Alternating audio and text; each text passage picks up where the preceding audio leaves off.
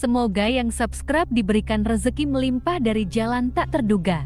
Dan yang like komen dimudahkan jalannya menuju surga di hari akhir nanti.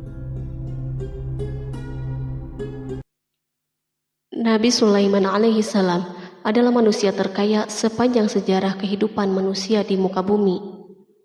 Dalam beberapa kitab suci seperti Al-Quran, Alkitab, dan Injil, Nabi Sulaiman alaihi salam dijelaskan sebagai manusia terkaya yang pernah hidup di muka bumi. Tidak ada satupun manusia yang bisa mengalahkan total kekayaannya hingga hari kiamat tiba nanti.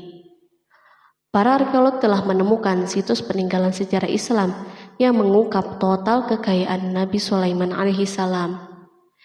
Eres bin Yosef, profesor sekaligus peneliti, ia menyatakan bahwa 3000 tahun yang lalu Nabi Sulaiman alaihi salam diperkirakan memiliki kekayaan senilai 2,2 triliun US dollar. Apabila dikonversikan dengan nilai mata uang hari ini, dan jika dirupiahkan, nilainya setara dengan 32.891.870 triliun rupiah. Nabi Sulaiman memiliki beberapa mukjizat, di antaranya adalah dapat berbicara dengan bahasa binatang. Beliau dapat memerintah mereka untuk melakukan sesuatu. Beliau juga dapat mengendalikan besar kecilnya tekanan angin dan dapat mengatur ke arah mana angin akan berhembus. Sehingga dengan itu, Nabi Sulaiman dapat memanfaatkan angin sebagai kendaraannya dan juga kendaraan tentaranya. Nabi Sulaiman juga bisa melunakkan besi dan membentuknya menjadi pakaian perang yang anti tusukan senjata tajam. Nabi Sulaiman juga memimpin para jin. Mereka tunduk dan patuh pada perintah Nabi Sulaiman. Tidak hanya itu, setan dan iblis laknatullah yang merupakan makhluk pembangkang dapat dibuat tunduk bertekuk lutut pada perintah-perintah Nabi Sulaiman.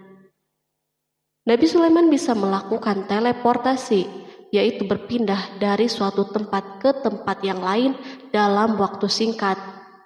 Peristiwa tersebut dibuktikan dengan pemindahan singgasana Ratu Balqis atas perintah Nabi Sulaiman.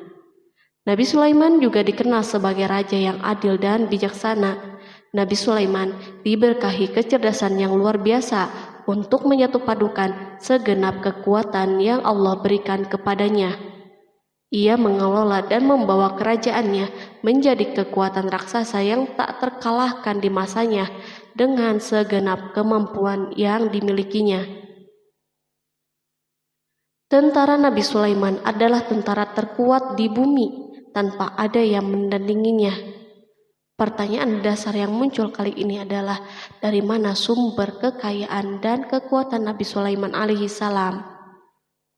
Sebelum saya melanjutkan, mohon bantu channel ini untuk terus berkembang dengan cara subscribe dan nyalakan tanda loncengnya. Berikan komentar yang positif dan berikan like serta share video ini. Semoga semua itu menjadi nilai amal jariah karena telah membantu mensiarkan kisah-kisah Islam pada masyarakat Islam dan dunia. Bismillahirrahmanirrahim. Sungguh kami benar-benar telah menganugerahkan ilmu kepada Daud dan Sulaiman. Keduanya berkata, segala puji bagi Allah yang melebihkan kami dari kebanyakan hamba-hambanya yang mukmin. Sulaiman telah mewarisi Daud dan dia berkata, wahai manusia, kami telah diajari untuk memahami bahasa burung dan kami dianugerahi segala sesuatu. Sesungguhnya semua ini benar-benar karunia yang nyata. Quran Surat An-Naml ayat 15-16. Nabi Sulaiman mewarisi Nabi Daud dalam sisi kenabian dan kekuasaan, bukan mewarisi harta, karena para nabi tidak mewariskan harta. Sepeninggalan mereka, harta para nabi menjadi sedekah bagi orang-orang yang ada di sekitar mereka, yaitu orang-orang fakir dan orang-orang yang membutuhkan. Allah telah memilihnya sebagai nabi dari kalangan Bani Israel.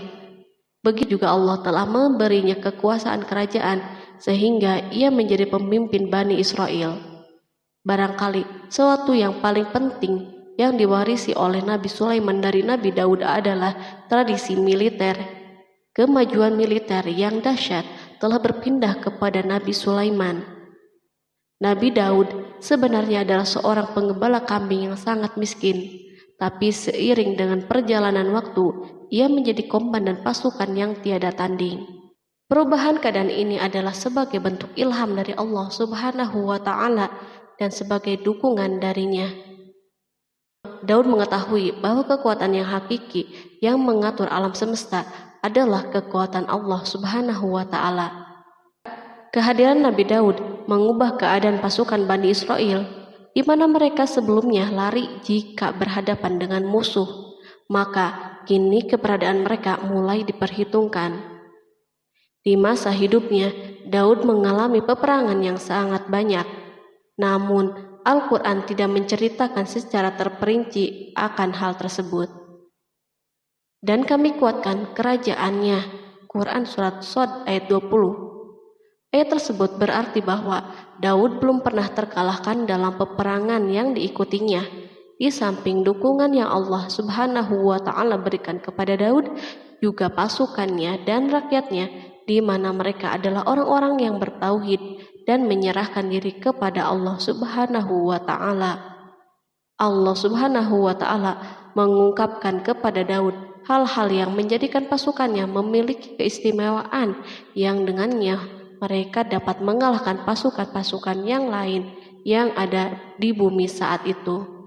Allah Subhanahu wa Ta'ala berfirman, dan kami telah melunakkan besi untuknya.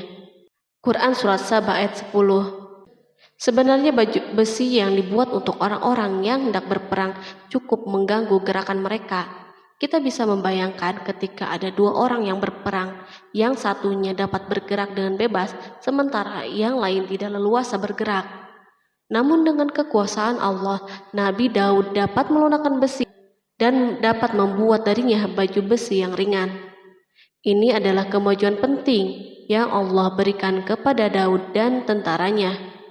Kemajuan ini kini dimiliki oleh Nabi Sulaiman. Demikianlah Sulaiman memiliki pasukan yang dahsyat yang melebihi pasukan manapun di bumi saat itu.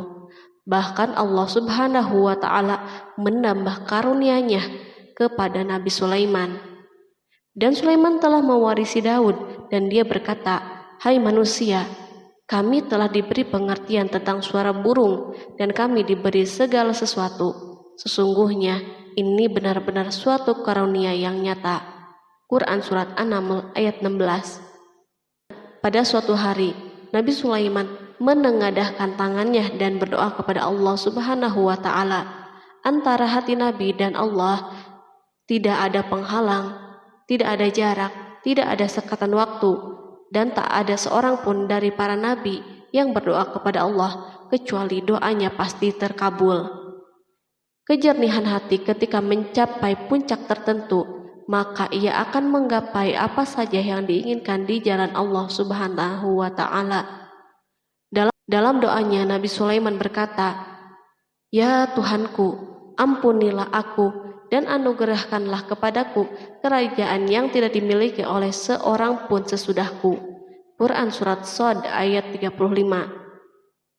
Sulaiman menginginkan dari Allah Subhanahu wa Ta'ala suatu kerajaan yang belum pernah diperoleh oleh siapapun setelahnya. Allah Subhanahu wa Ta'ala mengabulkan doa hambanya Nabi Sulaiman dan memberinya kerajaan tersebut. Barangkali orang-orang yang hidup di saat ini bertanya-tanya, mengapa Sulaiman meminta kerajaan ini yang belum pernah dimiliki oleh seorang pun setelahnya. Ambisi Sulaiman untuk mendapatkan kekuasaan atau kerajaan adalah ambisi yang ada di dalam seorang nabi, dan tentu ambisi para nabi tidak berkaitan kecuali dengan kebenaran. Ambisi tersebut adalah bertujuan untuk memudahkan penyebaran dakwah di muka bumi. Nabi Sulaiman sama sekali tidak cinta kepada kekuasaan ataupun ingin menunjukkan kesombongan. Namun beliau ingin mendapatkan kekuasaan untuk memerangi kelaliman yang menyebar di muka bumi. Perhatikanlah kata-kata Nabi Sulaiman kepada Balqis ketika beliau berdialog dengannya. Dan ketika Balqis datang, ditanyakanlah kepadanya, "Serupa inikah singgasanamu?" Dia menjawab, "Seakan-akan singgasana ini singgasanaku, kami telah diberi pengetahuan sebelumnya dan kami adalah orang-orang yang berserah diri. Quran Surat An-Naml ayat 42. Demikianlah kata-kata Sulaiman yang bijaksana, kata-kata yang membenarkan permintaannya untuk memiliki kekuasaan dan kekuatan. Sulaiman telah mengerahkan semua kemuliaan dan kekuasaannya dalam rangka menegakkan agama Allah Subhanahu wa Ta'ala dan menyebarkan Islam. Nabi Sulaiman mewarisi kekuasaan, kenabian, hikmah ilmu dari Daud. Orang-orang menyebut Sulaiman Al-Hakim atau Sulaiman yang bijaksana. Kebijaksanaan Nabi Sulaiman tidak terbatas pada keadilannya di tengah-tengah manusia dan kasih sayangnya kepada mereka. Namun kebijaksanaan Sulaiman juga berlaku di kalangan burung dan binatang-binatang lainnya. Nabi Daud juga mengenal bahasa burung, tetapi Sulaiman dapat berbicara dengan bahasa burung.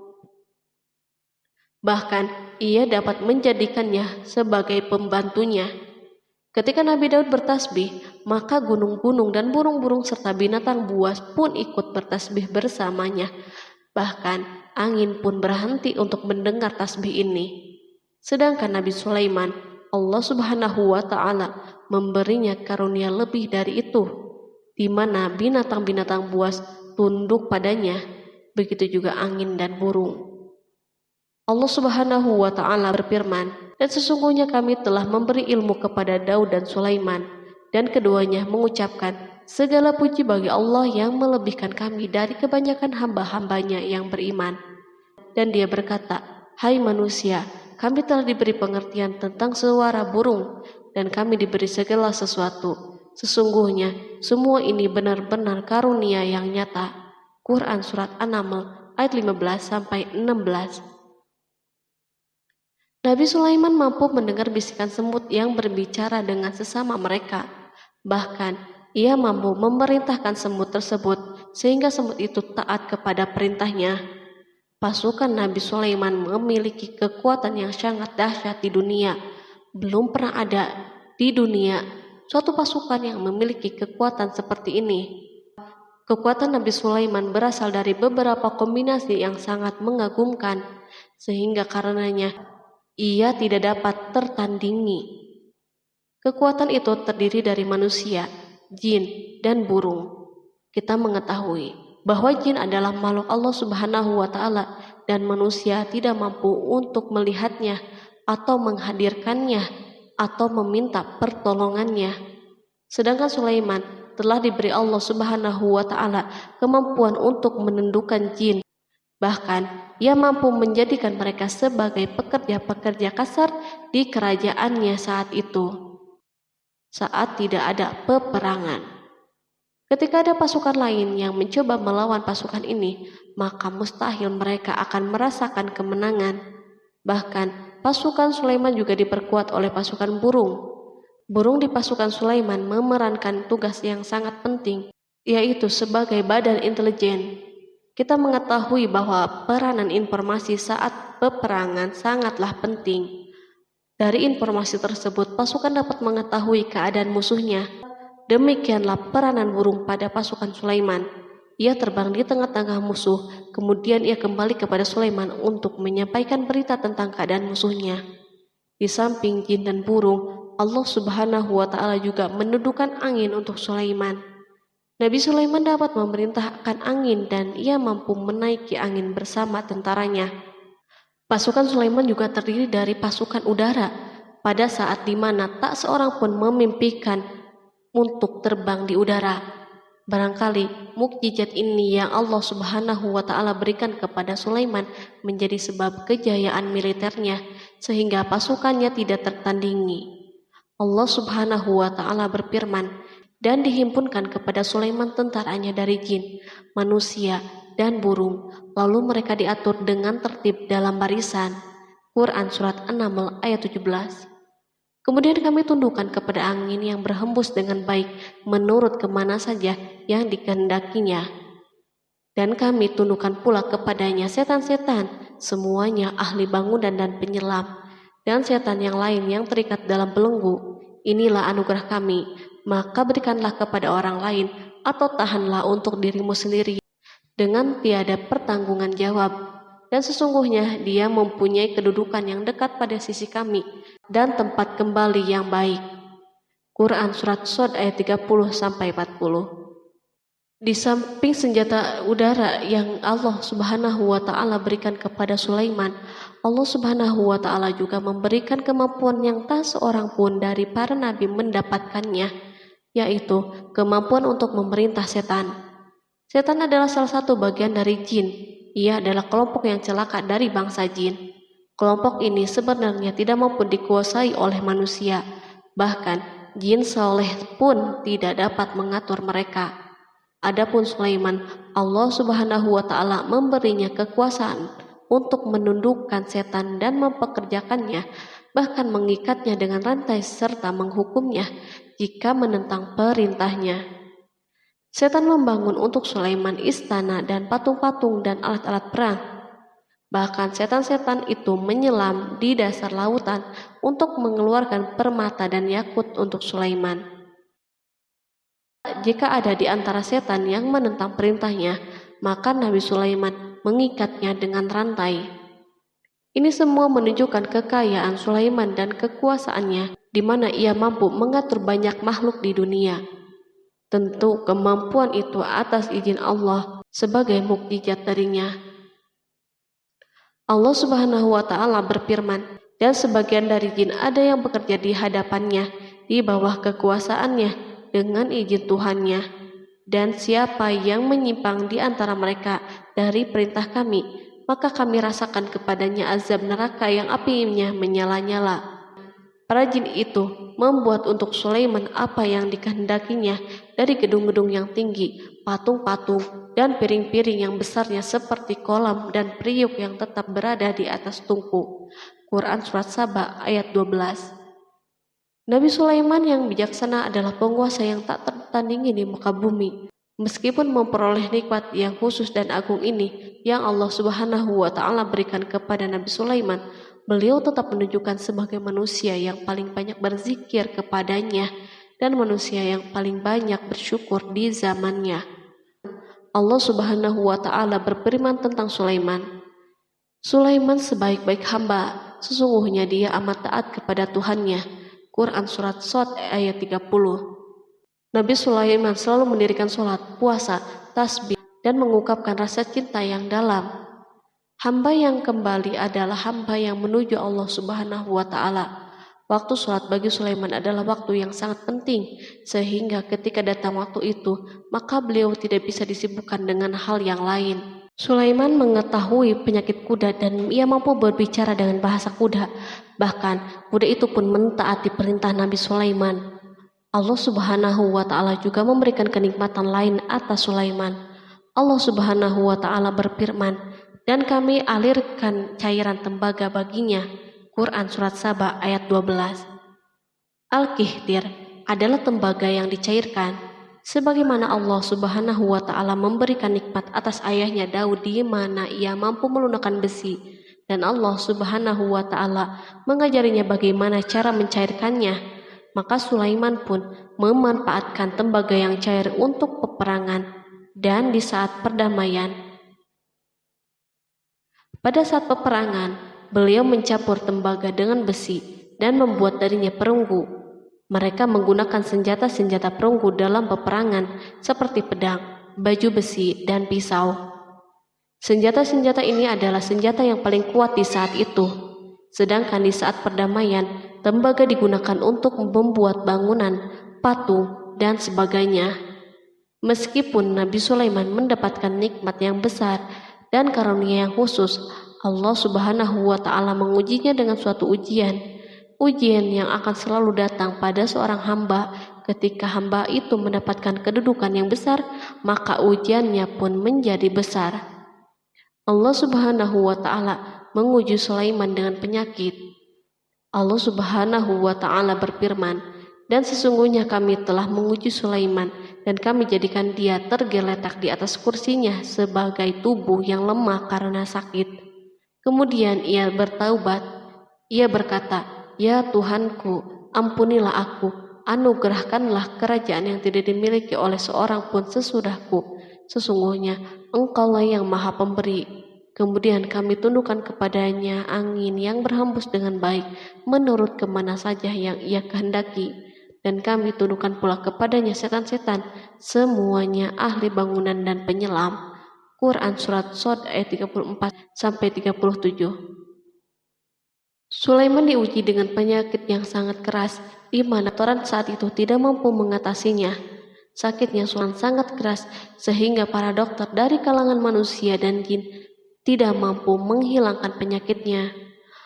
Lalu burung-burung menghadirkan rumput-rumput yang dianggapnya sebagai obat, tetapi Sulaiman pun belum juga sembuh. Semakin hari penyakit Sulaiman semakin menjadi-jadi, sehingga ketika Sulaiman duduk di atas kursi, ia duduk bagaikan tubuh tanpa roh, seakan-akan ia mati karena saking kerasnya penyakit yang dideritanya. Sakit yang diderita Sulaiman terus berlanjut untuk beberapa saat. Namun Sulaiman tidak henti-hentinya berzikir kepada Allah Subhanahu wa Ta'ala dan meminta kesembuhan kepadanya, serta beristighfar kepadanya, serta mengungkapkan rasa cintanya kepada Allah Subhanahu wa Ta'ala. Selesailah ujian Allah Subhanahu wa Ta'ala terhadap hambanya Sulaiman. Beliau pun sembuh. Kini Sulaiman merasakan kembali kesehatannya setelah mengetahui segala kejayaannya dan segala kekuasaannya serta segala kebesarannya tidak lagi mampu menghilangkan penyakit yang dideritanya, kecuali jika Allah Subhanahu wa Ta'ala menghendakinya. Dan sesungguhnya kami telah menguji Sulaiman dan kami jadikan dia tergeletak di atas kursinya sebagai tubuh yang lemah karena sakit. Quran Surat Shod ayat 34. Kata jasad dalam bahasa Arab diungkapkan atas sesuatu yang kehilangan kehidupan atau kesehatan. Nabi Sulaiman telah membangun masjid atau tempat beribadah sehingga manusia menyembah Allah Subhanahu wa Ta'ala di dalamnya. Rumah ini menunjukkan keunggulan seni arsitektur dan seni pahat. Orang-orang yang membangun rumah ini berjumlah puluhan ribu orang. Tentu setiap kelompok dari mereka memiliki pekerjaan masing-masing. Di antara mereka ada yang mencairkan tambang, ada yang menjadi tukang pahat, ada yang membelah batu, ada yang memotong-motong kayu, ada yang mendatangkan rumput-rumput dari Libanon, dan ada yang melelehkan emas dan menjadikannya lempengan-lempengan yang mengkilat untuk menutupi kayu dan menutupi dinding. Bahkan golongan jin membantu pembangunan rumah tersebut, tentu dengan perintah dan bimbingan Nabi Sulaiman. Mereka membuat patung-patung yang besar dan membuat bejana yang besar untuk tempat makanan para tentara dan pekerja, yaitu bejana seperti gunung karena saking beratnya dan besarnya. Mereka juga membuat tempat-tempat minum yang besarnya seperti kolam. Sulaiman mengawasi para pekerjanya dan juga mengurusi masyarakatnya, di mana beliau mengenali problem mereka dan berusaha memecahkannya. Beliau juga mengawasi pasukannya dari kalangan binatang dan burung. Beliau mengetahui apakah ada satu dari mereka yang tidak hadir, kemana ia pergi, serta mengapa ia pergi. Nabi Sulaiman bukan hanya mengetahui problem tentaranya dari kalangan manusia dan tentaranya dari kalangan burung, namun ia juga menunjukkan kasih sayangnya terhadap semut, di mana beliau mendengar bisikannya dan tidak suka untuk menginjaknya. Pada suatu hari, ia berjalan di depan tentaranya dan tiba-tiba ia mendengar suara semut yang berkata kepada teman-temannya dari kalangan semut. Hingga apabila mereka sampai di lembah semut, berkatalah seekor semut, "Masuklah ke dalam sarang-sarangmu agar kamu tidak terinjak oleh Sulaiman dan tentaranya." Sedangkan mereka tidak menyadari. Maka dia tersenyum karena mendengar perkataan semut itu, dan ia berdoa, "Ya Tuhanku, berilah aku ilham untuk tetap mensyukuri nikmat-Mu yang telah Engkau anugerahkan kepadaku dan kepada kedua orang ibu dan bapakku, dan untuk mengerjakan amal soleh yang Engkau ridhoi, dan masukkanlah aku dengan rahmat-Mu ke dalam golongan hamba-hamba-Mu yang soleh." Quran Surat An-Naml ayat 18-19. Sulaiman mendengarkan pembicaraan semut itu, lalu beliau tersenyum karena mendengar pembicaraannya. Apa yang dibayangkan oleh semut kecil itu? Meskipun Sulaiman mendapatkan kekuasaan dan memiliki tentara yang besar, namun beliau menunjukkan kasih sayang terhadap semut. Beliau mendengar bisikannya dan melihat semut yang ada di depannya. Oleh karena itu, tidak mungkin baginya untuk menginjaknya. Sulaiman bersyukur kepada Allah Subhanahu wa Ta'ala yang telah memberinya nikmat, yaitu nikmat rahmat dan nikmat kasih sayang. Di samping itu, Sulaiman orang yang paling kaya di dunia, di mana istananya terbuat dari kayu-kayu gaharu yang memiliki bau yang harum, dan istananya terbuat dari emas dan terkadang dari kristal. Beliau juga memiliki kursi besar yang dibuat dari emas dan permata. Istana Sulaiman merupakan istana yang paling besar di dunia. Sulaiman menggunakan pakaian dari emas dan permata. Meskipun demikian, Sulaiman tetap menunjukkan sebagai hamba yang berserah diri dan rendah diri kepada Allah Subhanahu wa Ta'ala dan kepada manusia. Nabi Sulaiman yang merendahkan dirinya di hadapan Allah, dan ia selalu sujud kepada Allah sebagaimana ayahnya yang selalu bertasbih kepada Allah. Sulaiman selalu melantunkan lagu-lagu cinta ilahi dan hanya memuji Allah Subhanahu wa Ta'ala. Pada suatu hari, Nabi Sulaiman mengeluarkan perintahnya kepada pasukan untuk bersiap-siap.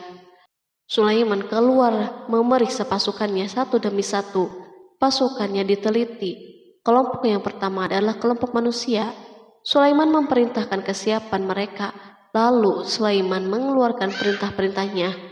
Kemudian Sulaiman memerintah kelompok jin dan menyampaikan perintah-perintahnya. Beliau memenjarakan jin yang tampak bermalas-malasan saat bekerja. Lalu ia memeriksa binatang dan berkata pada mereka, apakah mereka sudah makan dengan baik dan tidur dengan nyenyak? Apakah ada yang mengadu kepadanya, misal karena penyediaan makanan yang tidak layak? Apakah di sana ada yang sakit dan sebagainya? Ketika Sulaiman merasa puas dengan semuanya, Sulaiman memasuki tenda tempat berkumpulnya burung. Belum lama, Sulaiman memasuki tenda tersebut dan mengamati keadaan di sekitarnya, sehingga ia mengetahui burung yang tidak hadir yaitu hudhud. Dan dia memeriksa burung-burung lalu berkata, mengapa aku lihat hudhud? Quran Surat An-Naml ayat 20. Burung-burung yang lain tampak terdiam sebagai tanda penghormatan dan akan mendengarkan apa yang akan dikatakan pemimpin mereka Sulaiman.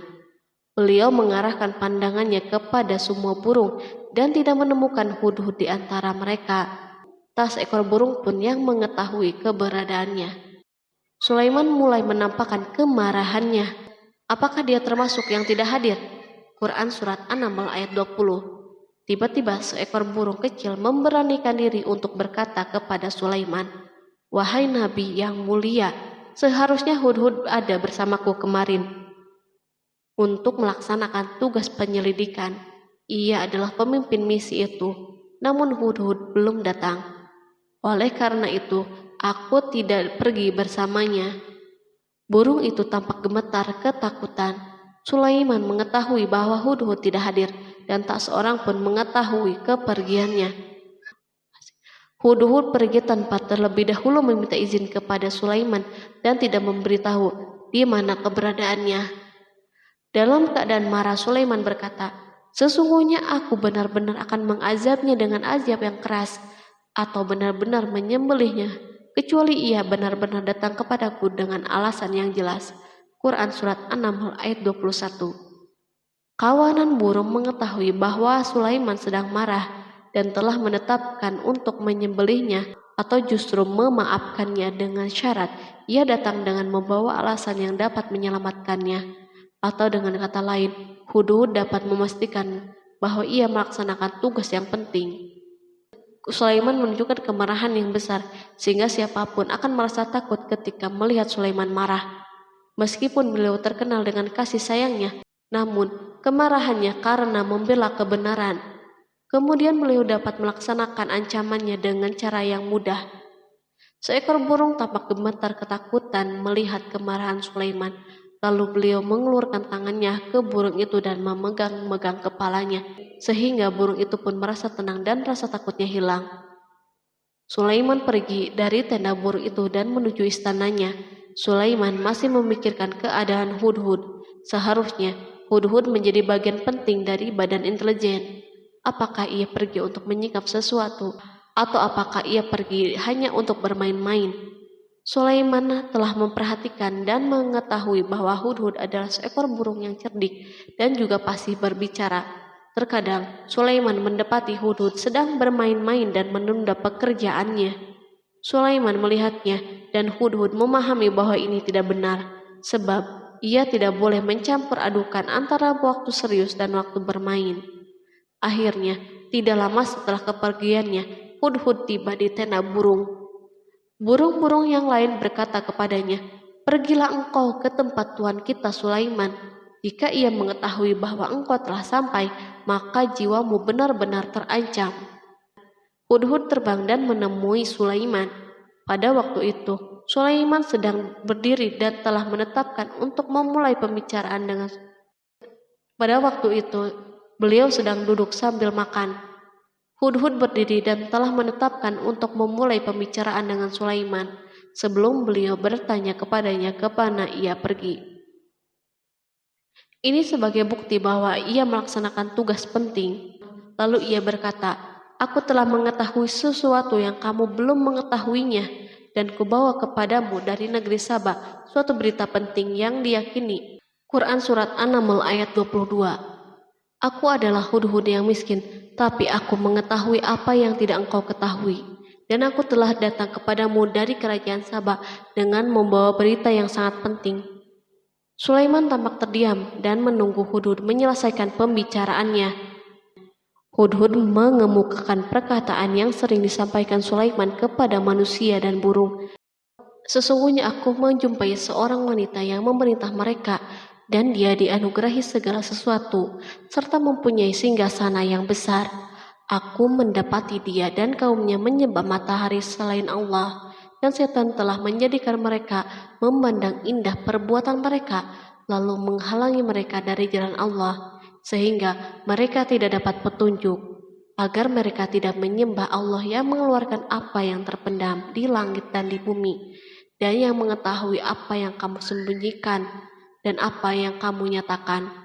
Allah tidak Tuhan yang berhak disembah kecuali Dia, Tuhan yang mempunyai arsy yang besar.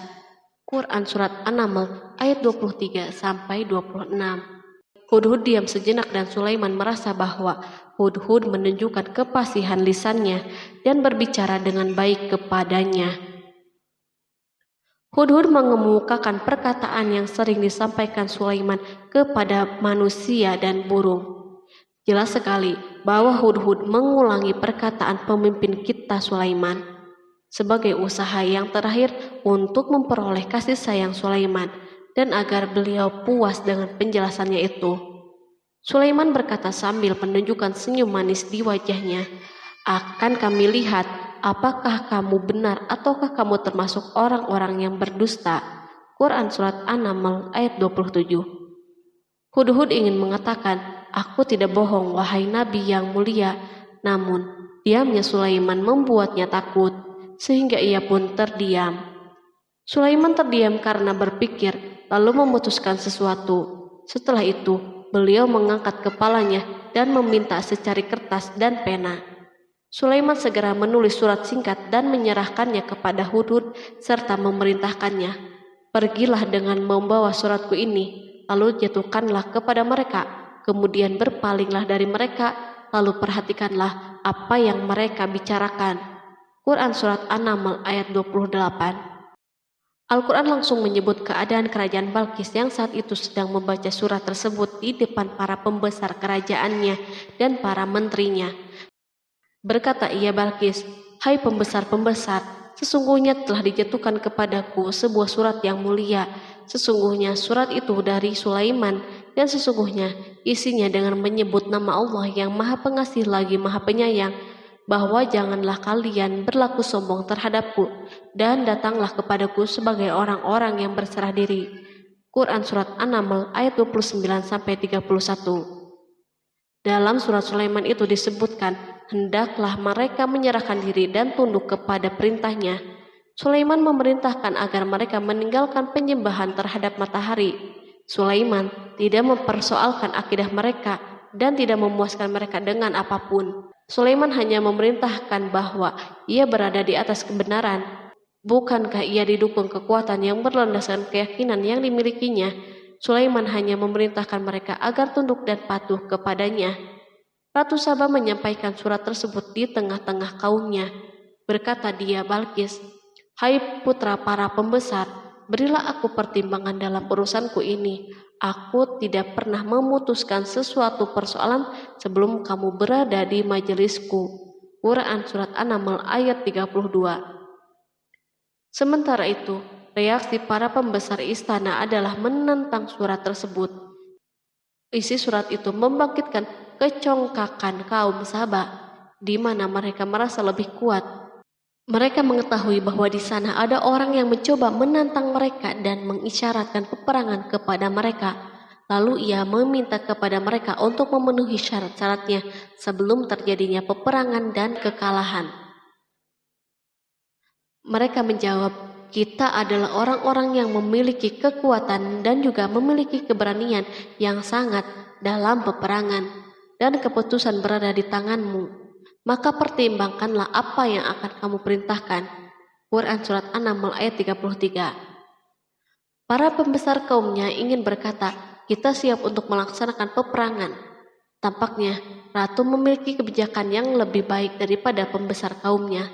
Surat Sulaiman itu membuatnya berpikir lebih jernih dan hati-hati. Ia berusaha sebisa mungkin menghindari peperangan. Ratu itu berpikir dalam tempo yang lama. Nama Sulaiman tidak diketahuinya, dan ia pun belum pernah mendengarnya. Oleh karena itu, ratu tidak mengetahui kekuatannya. Boleh jadi Sulaiman memiliki kekuatan yang dahsyat sehingga mampu memerangi kekuasaannya dan mengalahkannya. Kemudian ratu memperhatikan apa yang ada di sekelilingnya. Ia melihat kemajuan masyarakatnya dan kejayaannya. Barangkali ia mengira bahwa Sulaiman iri terhadap kemajuan dan kekayaan ini, sehingga Sulaiman ingin menyerangnya. Setelah mempertimbangkan isi surat Sulaiman dengan cermat, Ratu Saba memilih untuk tidak bersikap ceroboh. Ratu itu lebih suka untuk menggunakan bahasa-bahasa kelembutan. Ia mengirim kepada Sulaiman suatu hadiah yang besar. Ratu mengira bahwa Sulaiman seorang yang ambisius, yang boleh jadi ia telah mendengar tentang kekayaan kerajaannya. Para utusan pergi dengan membawa hadiah dari Ratu Saba. Ratu berharap agar mereka dapat memasuki kerajaan Sulaiman dan akan mengetahui kondisi kerajaannya. Saat mereka pulang, Ratu ingin mendengar secara langsung dari mereka tentang keadaan kaum Sulaiman dan pasukannya. Setelah mendapatkan informasi yang cukup, maka Ratu dapat membuat suatu keputusan yang tepat. Ratu menyembunyikan apa yang terlintas dalam dirinya, lalu ia berbicara kepada pembesar istananya bahwa ia dapat menyingkap niat jahat Raja Sulaiman melalui cara mengirimkan hadiah kepadanya. Ratu lebih memilih cara tersebut dan menunggu reaksi Sulaiman. Ratu berhasil memuaskan para pembesar istananya dan untuk sementara menghilangkan ide untuk berperang.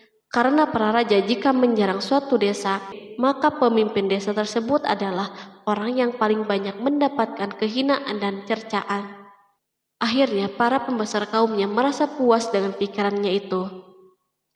Allah Subhanahu wa Ta'ala berfirman, Dia berkata, "Sesungguhnya raja-raja apabila memasuki suatu negeri, niscaya mereka membinasakannya dan menjadikan penduduknya yang mulia menjadi hina, dan demikian pula lah yang akan mereka perbuat.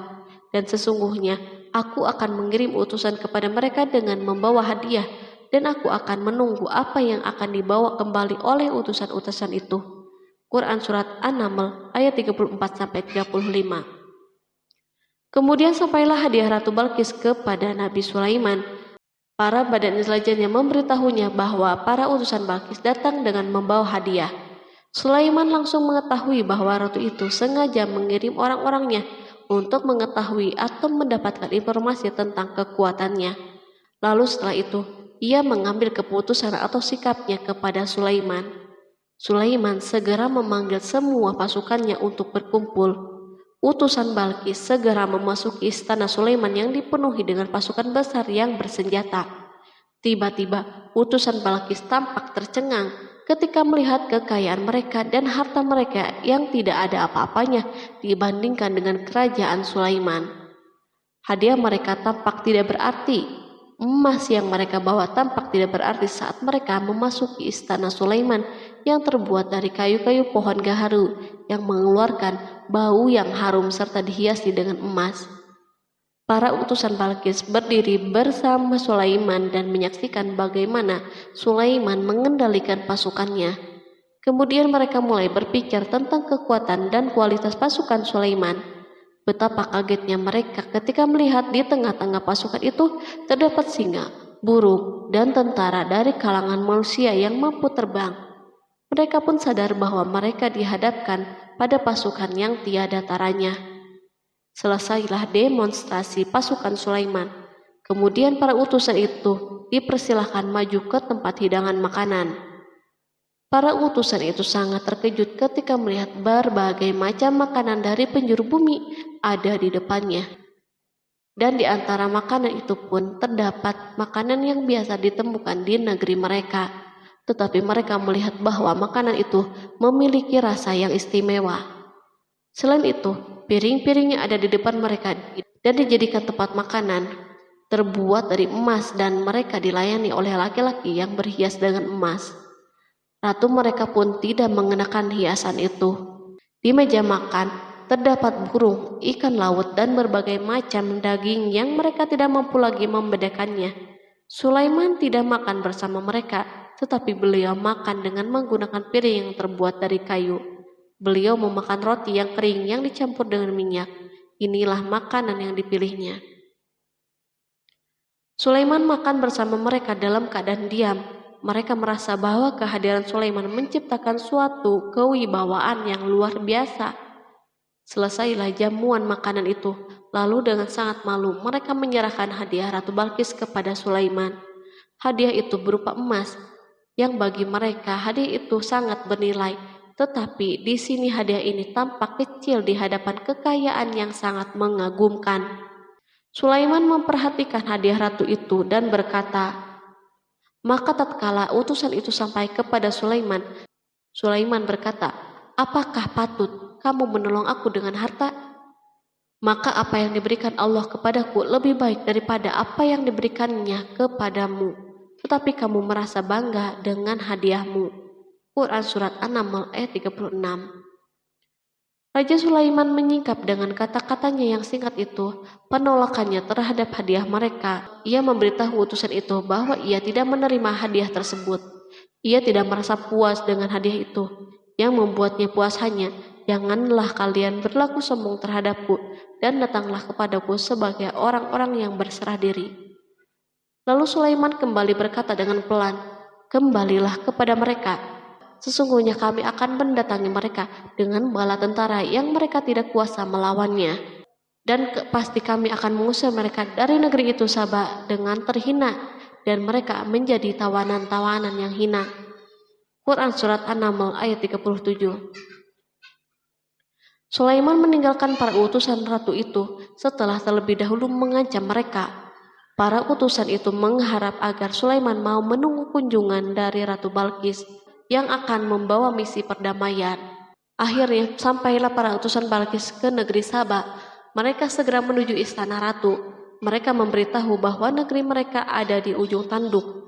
Mereka menceritakan kepada ratu kekuatan Sulaiman dan tidak mungkin bagi mereka mampu melawannya.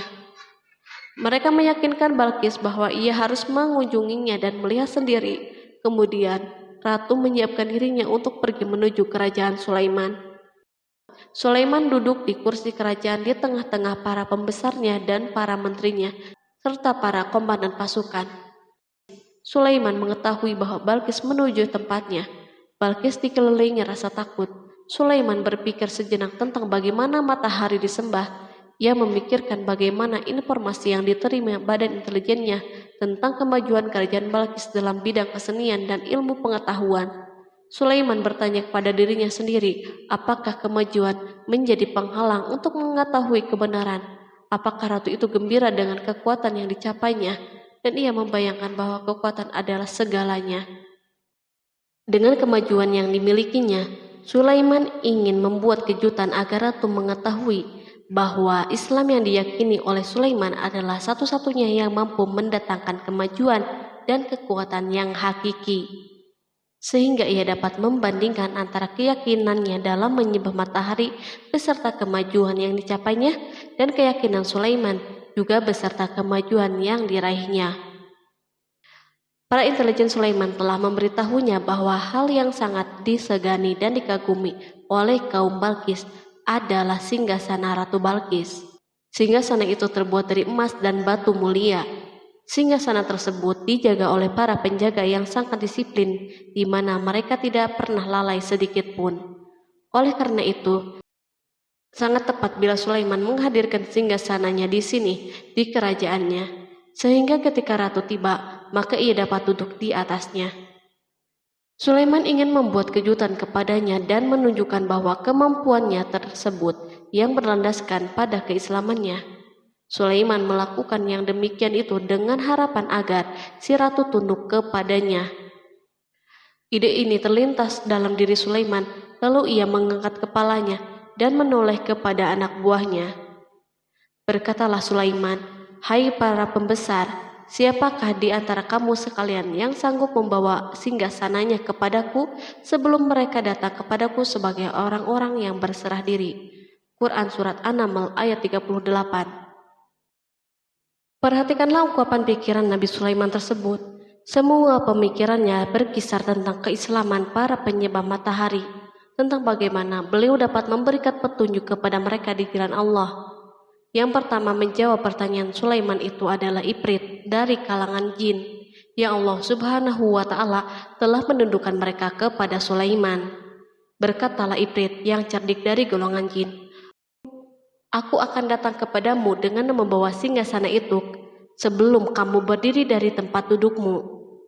Sesungguhnya aku benar-benar kuat untuk membawanya lagi dapat dipercaya."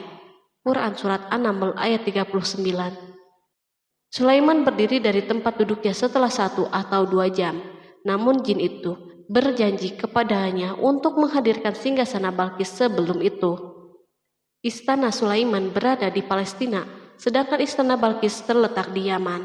Jarak antara singgasana tersebut dan singgasana Sulaiman lebih dari ribuan mil. Barangkali pesawat yang cepat sekalipun yang kita kenal hari ini tidak akan mampu membawa dan mendatangkan istana itu dalam waktu 1 jam.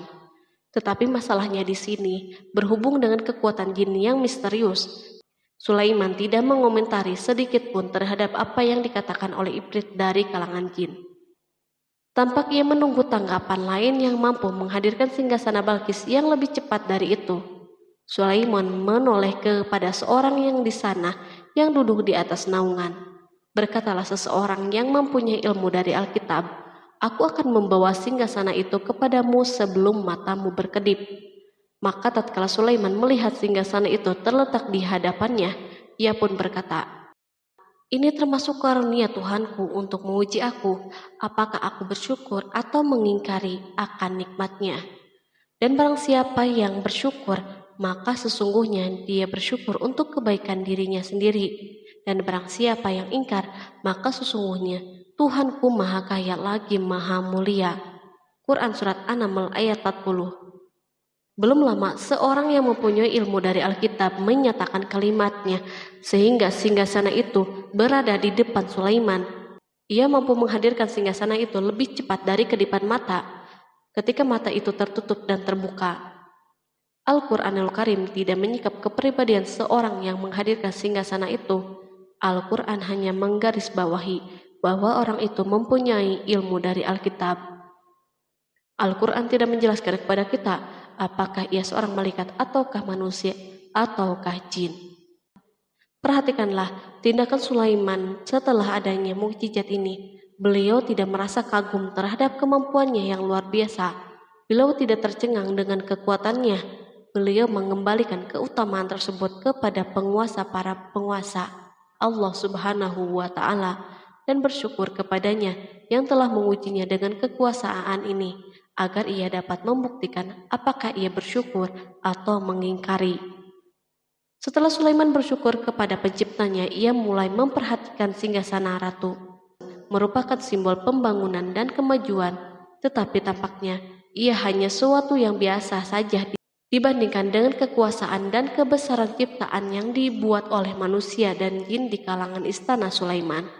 Sulaiman memikirkan dalam tempo yang lama singgasana Balkis. Kemudian beliau memerintahkan agar singgasana itu diperbaiki, sehingga saat Balkis datang, Sulaiman dapat mengujinya apakah Balkis dapat mengenalinya ataukah tidak. Dia berkata, "Ubahlah baginya singgasananya, maka kita akan melihat apakah dia mengenal ataukah termasuk orang-orang yang tidak mengenalnya." Quran Surat An-Naml ayat 41. Sulaiman memerintahkan agar dibangun istana yang akan digunakan untuk menyambut Balkis. Sulaiman memilih tempat di laut dan ia memerintahkan agar dibangun suatu istana di mana sebagian besar terdiri dari air laut. Sulaiman memerintahkan agar lantai-lantai itu terbuat dari kaca yang tebal dan kuat, sehingga orang yang berjalan di atas istana itu akan membayangkan bahwa di bawahnya ada ikan-ikan yang berwarna-warni. Hudhud memberitahu Sulaiman bahwa Balkis telah sampai di dekat kerajaannya. Kemudian Balkis datang. Al-Quran tidak menyebutkan keadaan Sulaiman saat menyambut Balkis, namun Al-Quran justru menunjukkan dua sikap Balkis.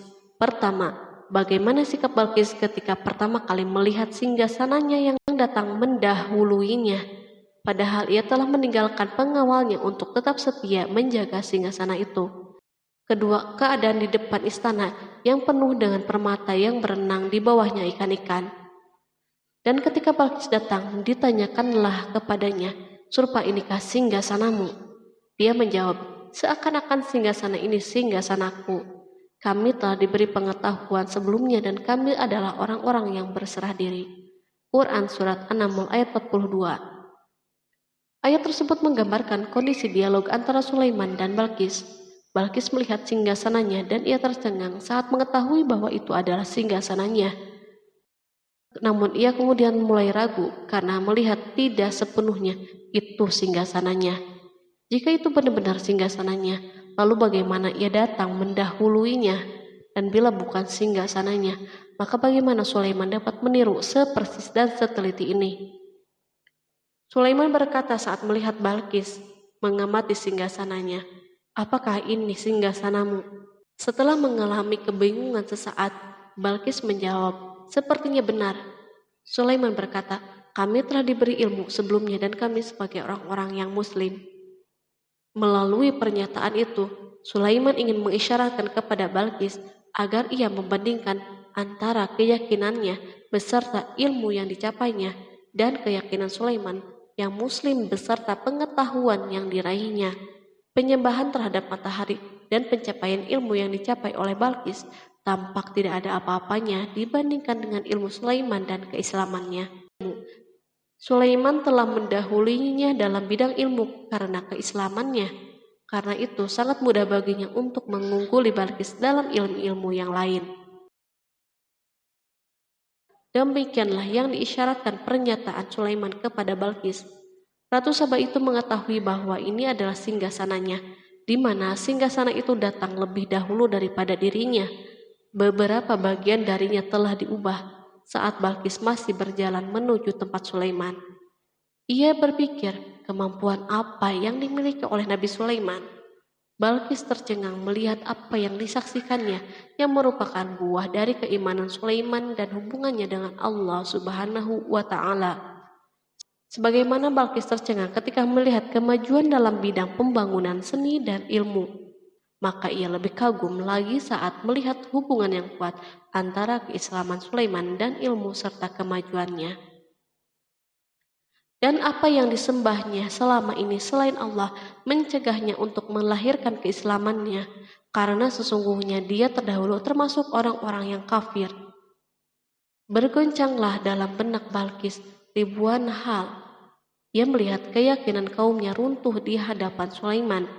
Ia menyadari matahari yang disembahnya merupakan ciptaan Allah Subhanahu wa Ta'ala, di mana dia menggerakkannya untuk hamba-hambanya. Lalu terbitlah matahari kebenaran pada dirinya. Hatinya diterangi oleh cahaya baru yang tidak akan tenggelam seperti tenggelamnya matahari. Masa keislamannya hanya menunggu waktu. Balkis memilih waktu yang tepat untuk mengumumkan keislamannya. Allah Subhanahu wa Ta'ala berfirman, dikatakan kepadanya, "Masuklah ke dalam istana." Maka tatkala dia melihat lantai istana itu, dikiranya kolam air yang besar dan disikapnya kedua betisnya.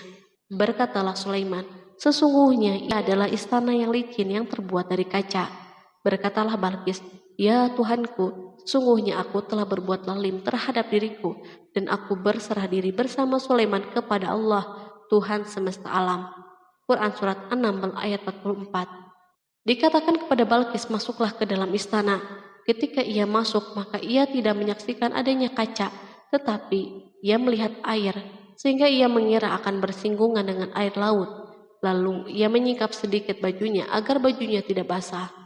Sulaiman mengingatkannya tanpa melihat agar tidak khawatir terhadap pakaiannya, karena pakaiannya tidak akan basah sebab di sana tidak ada air. Ia sekedar kaca yang halus yang saking halusnya hingga tidak tampak. Pada kesempatan itulah Balqis mengumumkan keislamannya. Ia mengakui kelaliman dirinya dan ia menyatakan penyerahan diri kepada Sulaiman dan kepada Allah Subhanahu wa Ta'ala. Lalu kaumnya pun mengikutinya dan mereka memeluk Islam. Balqis menyadari ia berhadapan dengan penguasa yang terbesar di bumi dan salah satu nabi yang mulia. Untuk pertama kalinya wajah Sulaiman dihiasi dengan senyuman yang menunjukkan kepuasannya sejak Balqis mengunjunginya.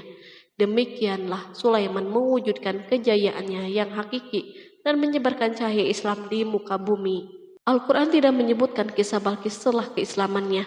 Para ahli tafsir mengatakan bahwa ia menikah dengan Sulaiman. Selain itu, ada yang mengatakan bahwa ia menikah dengan salah satu orang dekat Sulaiman. Ada juga yang mengatakan bahwa sebagian Raja Habasyah adalah keturunan dari buah perkawinan ini. Sulaiman hidup di tengah-tengah kejayaan dan kemuliaan di muka bumi.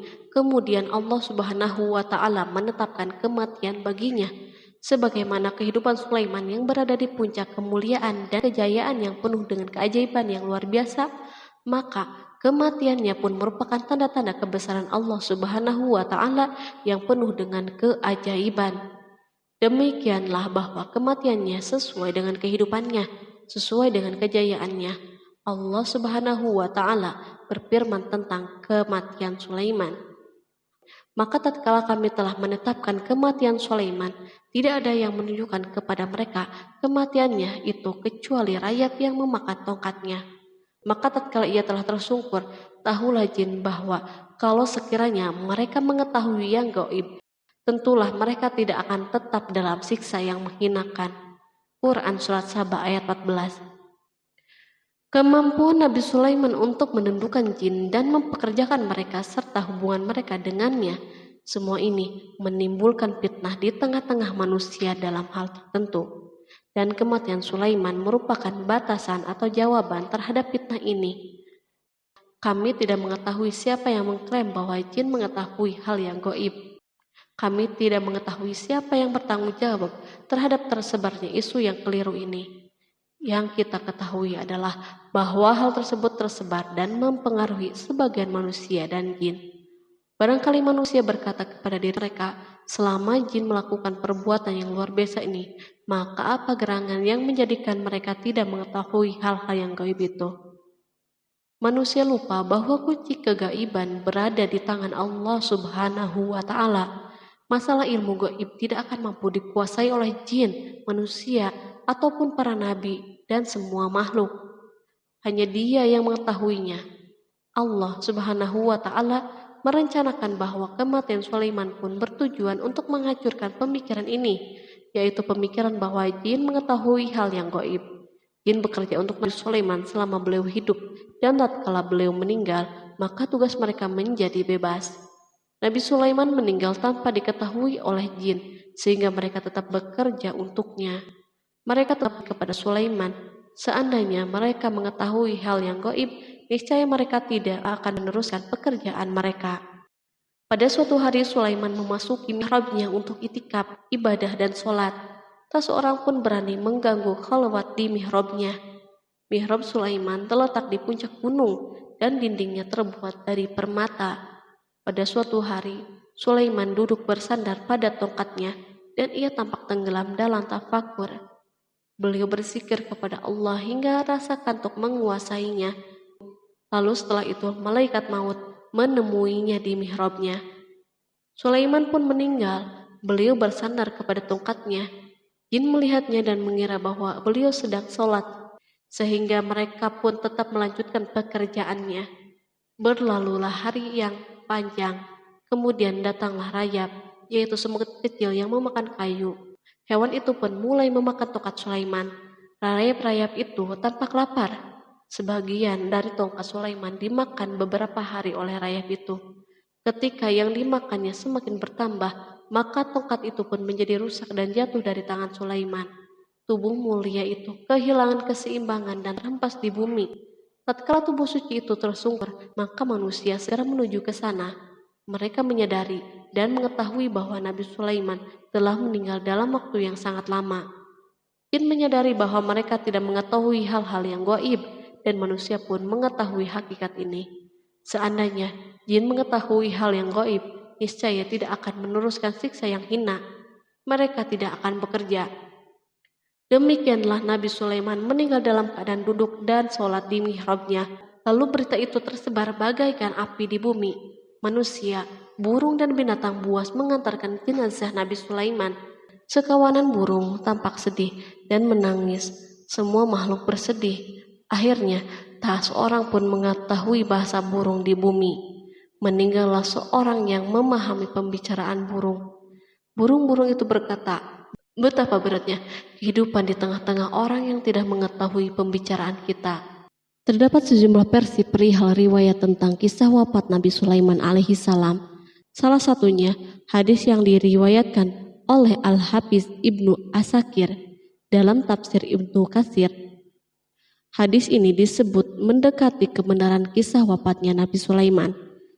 Seperti yang dikutip dari buku Kisah Para Nabi oleh Imam Ibnu Katsir. Menurutnya, Nabi Sulaiman alaihissalam meninggal dalam keadaan berdiri. Berdirinya beliau ini adalah sedang melakukan sholat dan bersandar pada tongkatnya. Diketahui Nabi Sulaiman dikenal terbiasa menyendiri di dalam Masjid Baitul Maqdis. Durasinya bahkan dalam kurun waktu yang tidak biasa, yakni bisa hingga 1 atau 2 bulan, hingga 1 atau 2 tahun.